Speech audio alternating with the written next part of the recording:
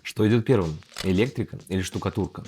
Этот вопрос мучает огромное количество комментаторов под видео, и все спорят, что же идет первым.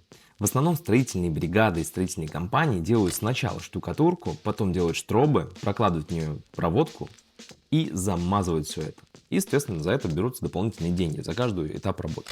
Как же можно на этом сэкономить? Очень элементарно. Сначала вы должны сделать проводку, развести ее, дальше по маякам можно уже штукатурить. Главное оставить определенное расстояние провода, которое зайдет в подрозетник, и дальше его хватит для подключения всего, что нужно.